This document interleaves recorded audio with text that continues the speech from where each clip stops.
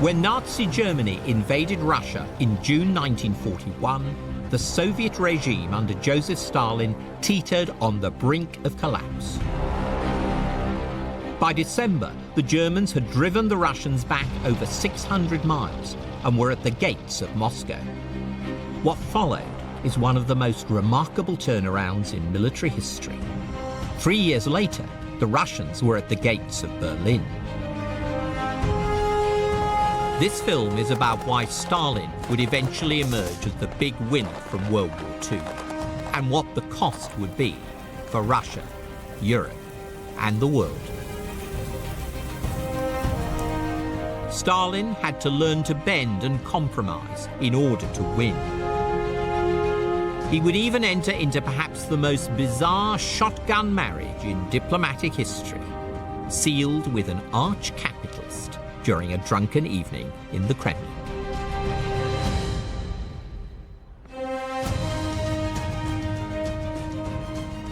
Stalin had a strange, almost seductive charm. Winston Churchill, an unremitting enemy of communism, responded with respect, at times even affection, towards the man he himself nicknamed Uncle Joe. This is the enduring mystery of Stalin, the friendly uncle and the man of steel, a titan of the Second World War and a monster of the 20th century, who got away with it.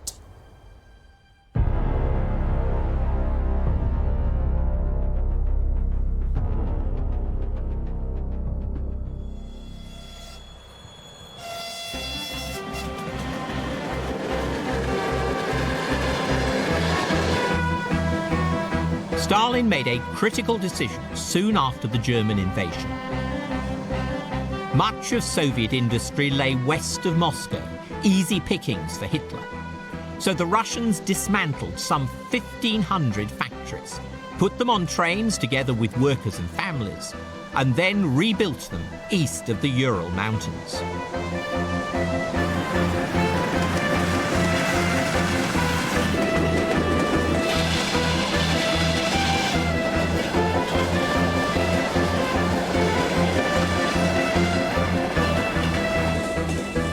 The scale was incredible. Over 1 million railway wagons were needed. Placed end to end, it was estimated, they would have stretched right across the country, from Poland to the Pacific.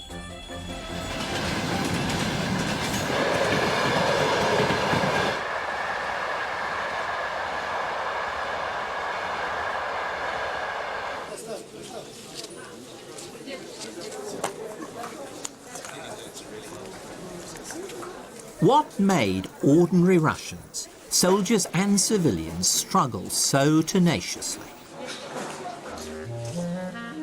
Here's one story which I think captures the spirit of Russian resistance in 1941.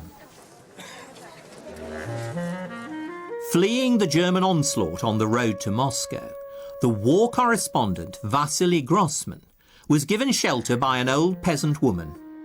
She used up her tiny stock of supplies, welcoming him with a good meal and a roaring fire, all the while singing songs. She told Grossman of her son fighting at the front and of her nightmares. The devil came to me last night and sank his claws into my hand.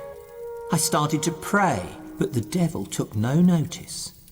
So I told him to fuck off, and then he did disappear. Grossman was very struck by this typically Russian mix of generosity and bloody-mindedness. If we do win in this terrible, cruel war, it will be because there are such noble hearts in our nation. They illuminate all our people with a miraculous light.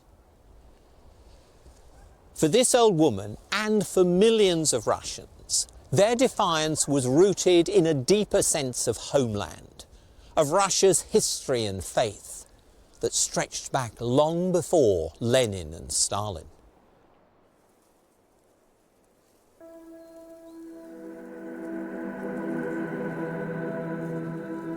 One popular wartime poem tapped into this mood, imagining the ghosts of the old religious Russia coming to the aid of Stalin's godless communists. It was as if, at the graves in each Russian village, guarding the living with the sign of the cross, our ancestors were gathering to pray for their grandsons who no longer believe in a god.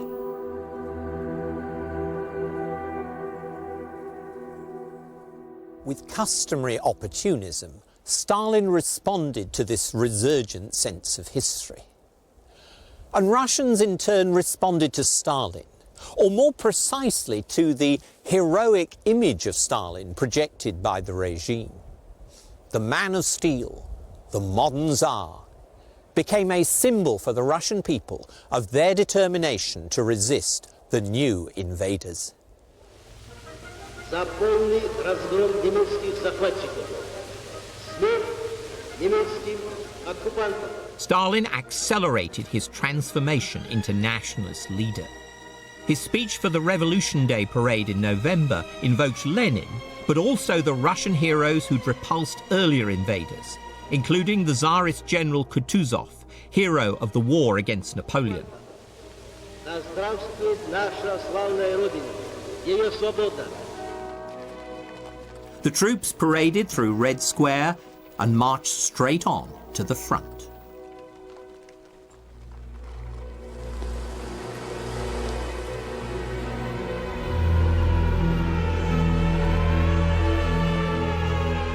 Moscow was now under almost nightly attack from the Luftwaffe.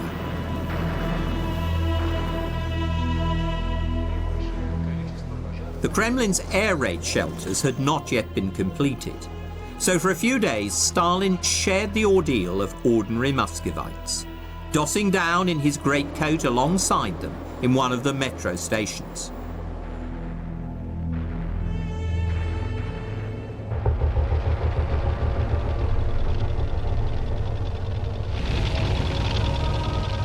By December the 2nd, 1941, German advance units were only a dozen miles from the Kremlin. Its domes and spires glinted in the pale sun. One German medical officer reached a tram stop on the road into the city. There was an old wooden bin attached to the wall. I felt inside and dragged out a handful of old tram tickets. We picked out the Cyrillic letters, which by now we knew spelt Moskva. But there was to be no easy ride into Moscow for those German soldiers.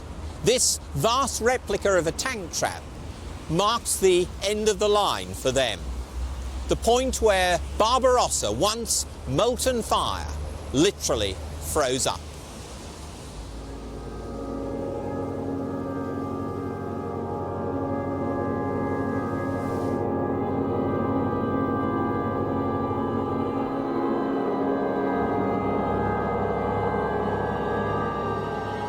Temperatures were now 30 below.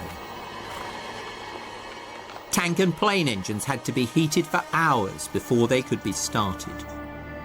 Many German soldiers lacked winter clothing, even proper gloves, victims of Hitler's hubris about a quick victory. Seizing their chance, Stalin and his chief of staff, Zhukov, now planned a dramatic counterattack.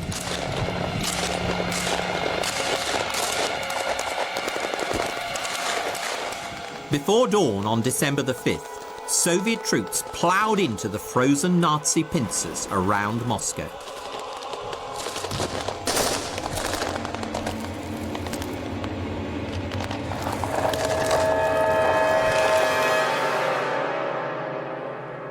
Although the Germans weren't routed, they were driven back 100 miles.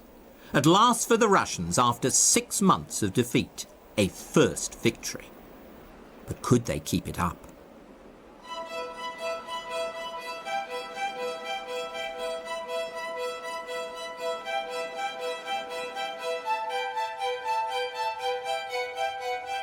Zhukov knew the limits of his army. He wanted a targeted strike, to save Moscow. But Stalin was now on a roll. Though no general, he'd apparently done what Kutuzov could not do: save Russia without sacrificing Moscow. And like Hitler when he launched Barbarossa, Stalin now believed his enemy to be ripe for destruction. Pacing around his study in the Kremlin, Stalin told his generals, "The Germans are taken aback by their defeat near Moscow. Now is just the time to mount a general offensive." Zhukov protested that he hadn't the resources to advance in this way all along the front. Stalin would have none of this. "Our task is not to give the Germans a breathing space. We must drive them westward without a halt. This will ensure the complete defeat of the Nazi forces in 1942. According to Zhukov, nobody else spoke up.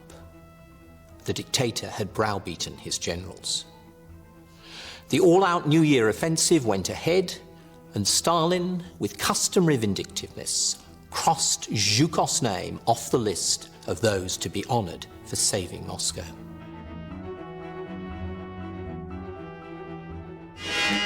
Along the whole front, the great Russian counter-offensive, which Stalin personally worked out in every detail, springs to life.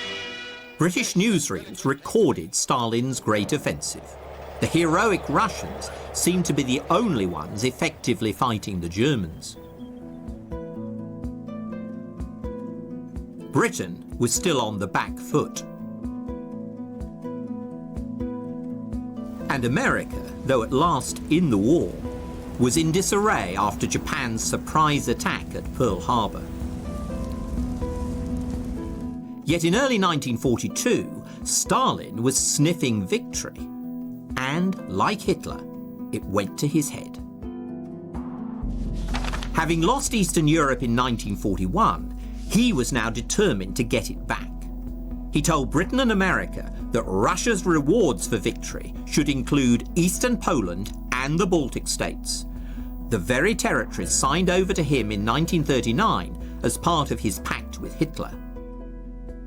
Now he wanted his allies to endorse the same dirty deal. This obsessive haggling for territorial gain may seem bizarrely premature to us now, but I think it makes sense if we remember that Stalin, still on a high from the success of the winter counteroffensives, thought the war might be over within a few months. So he was trying to strengthen his hand for an upcoming peace conference. Russian friendship was vital for Britain, but handing over Poland and the Baltic states to the Soviets, just as Hitler had done, seemed utterly immoral. After anguished debate, the British government dug in. So Stalin applied direct pressure. He sent Molotov, his tough guy foreign minister, to Britain to press Russia's case for territory. Early one morning in May, a powerful 4-engine Soviet bomber came in to land at a northern aerodrome. Out of it stepped the Soviet People's Commissar for Foreign Affairs, Monsieur Molotov, clad in heavy fur-lined flying kit. In front of the newsreel cameras, it was all smiles. But behind the scenes, Molotov did not prove an easy guest.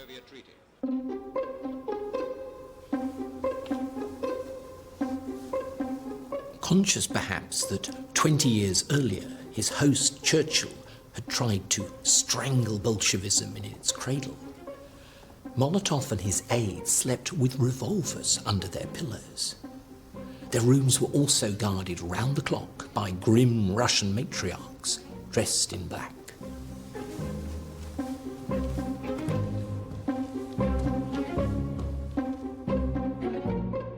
Molotov was notorious for his hard-nosed negotiating style, but he couldn't get his way on carving up Eastern Europe.